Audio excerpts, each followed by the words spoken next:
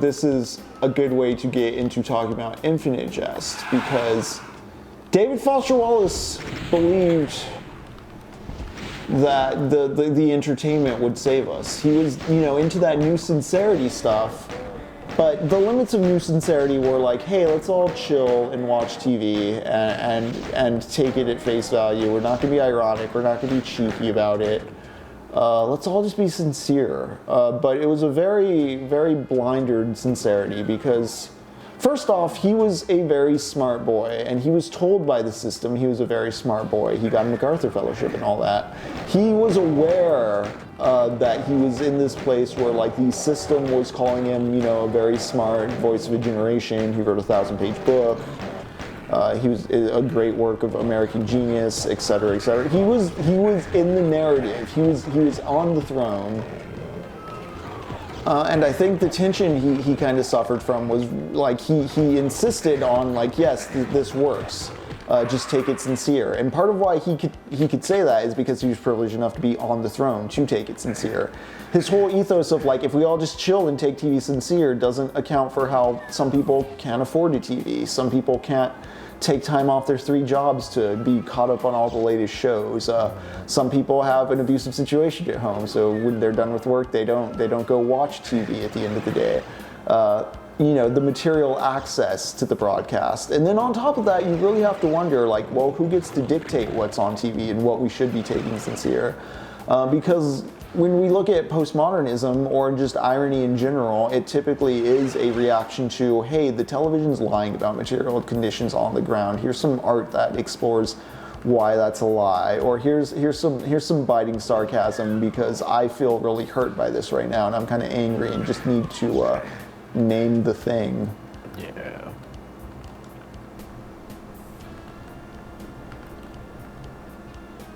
And so, like the librarians in the Library of Babel who think the answers are in the books, I think Wallace just wanted the answer to be in doing the sincere thing, and just like if he just did the smart boy stuff, things would get better, and I don't think they did.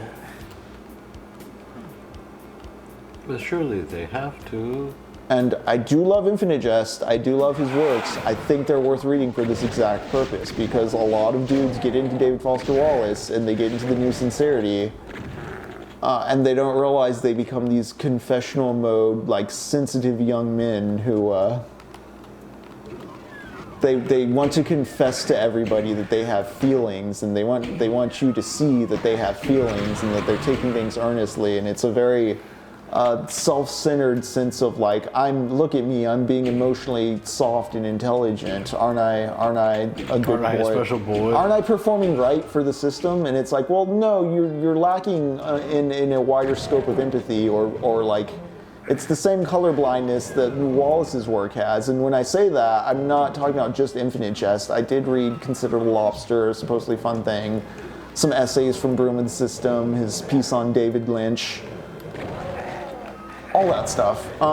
In his nonfiction, there is some clear, like, yeah, he was a white guy, classism, blind spot, culture stuff at play, as far as he lensed everything through TV. I particularly remember his Iowa State Fair piece.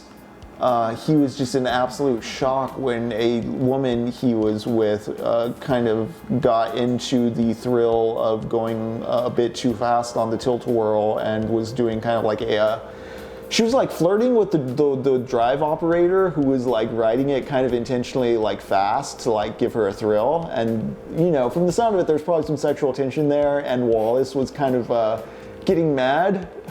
But because the way he described it was very much like, dude, just let the lady have her fun. Why are you, like, very jealous in a very confessional way too. Again, he's showing you he has feelings, but those feelings are like, oh, I'm mad, I'm not getting pussy.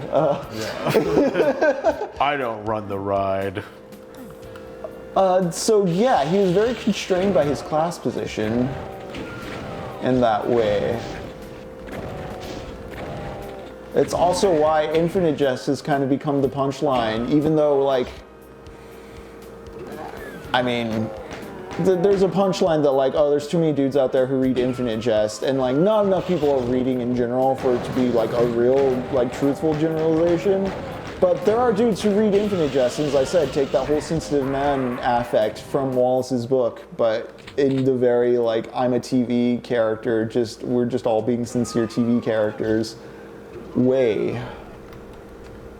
In the Michael Burns Quarantine Collective chat,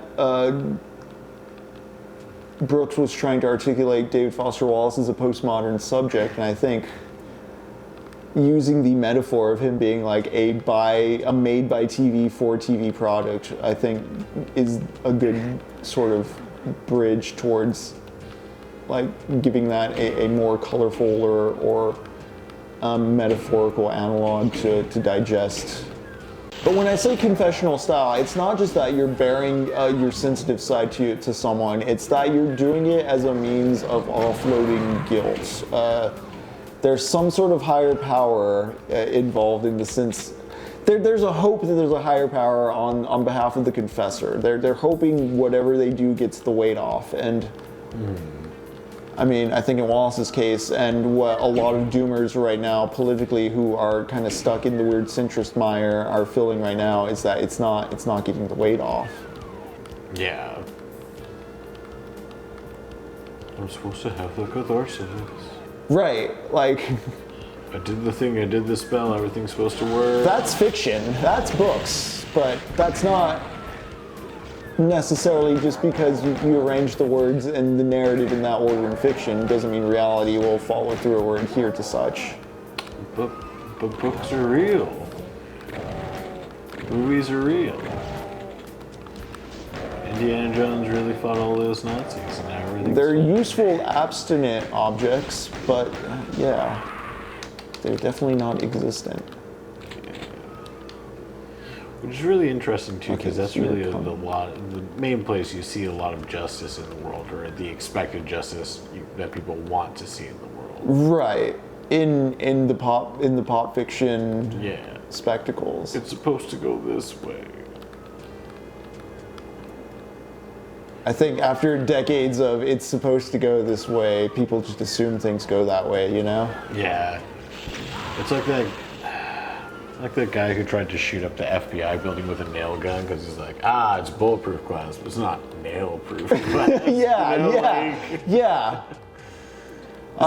Something that really frustrated me that this brings to mind is the whole Taco Tuesday, Taco Trump thing. In which I guess it stands for Trump always chickens out. I saw Chuck Schumer actually like posting a video. There are some other representatives posting about this. It's just the most boomer-brained thing where, like, you called him Taco Trump. What's like, he's a little annoyed, I guess. But your tacos aren't bad. Also this dude's got ICE like kidnapping and disappearing people. Particularly persons of color who are Hispanic or Latino in origin, because the general slant of the racism leads that way. We don't need to be giving negative connotations to taco, especially because tacos are fucking awesome. Just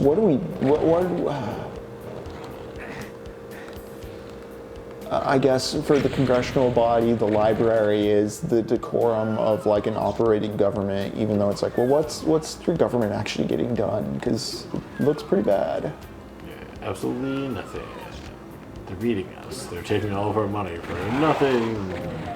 Okay, well, I'm gonna bring up Infinite Jest spoilers as I talk more about the Infinite and the confessional mode in David Foster Wallace, because he really is a bit hollow in the sense that like he was the good smart boy doing the good smart great American novel, and it's almost that he's too much of a he's the hollow vessel. He's a Siberian. He's Barack Obama. He's the tool as precisely made by the structure to advertise and promote the sincerity of the structure. But I bring up the hollow stuff because it does kind of show in Infinite Jest, because the thing is, Infinite Jest chapters are kind of like Netflix series or TV showy. in that they're episodic, and there is kind of like a nugget of like lesson in a lot of them, and it's part of like that Newton sincerity thing leaking through of like just really saying what you mean, but it also is still very formulaic and TV brained, and I think it most shows through in the actual revelation of what Infinite Jest is, the actual tape within the fiction. Because as described, it's a really cool device. I mean, the crux of it is, you know, Infinite Jest is a film within the fiction that is so good once you start watching it, you're going to watch it over and over and over again. There's the thing that killed me until you die. It killed me again. I should really just use the BFG on it when I get there. And so in abstract and conceptually, that's like a really good science fiction device.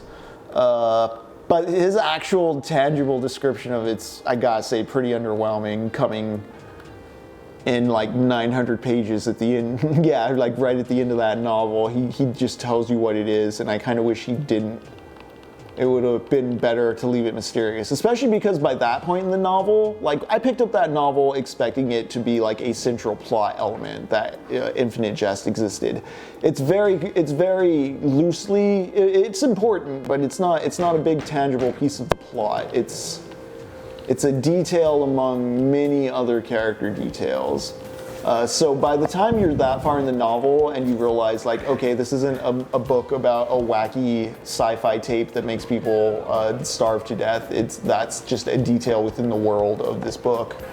It would have been better if he didn't tell you what the tape was.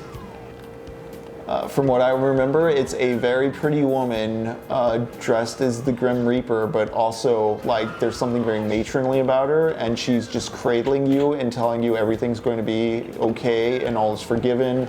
And it's just a very blunt and kind of cheap play at the Virgin Mary Madonna horror thing. And speaking of DFW's misogyny, it kind of peeks through in that being his kind of central entertainment thesis idea. This fucking guy. Okay, I did it. No, I didn't.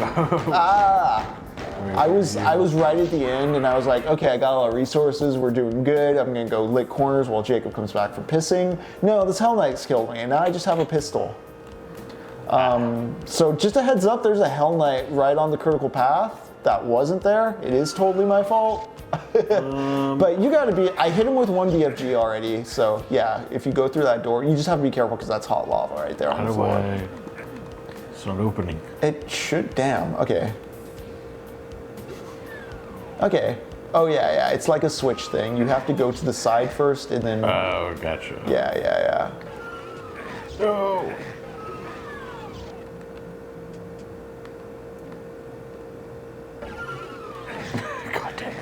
I don't know why it's... Oh shit, he's right there.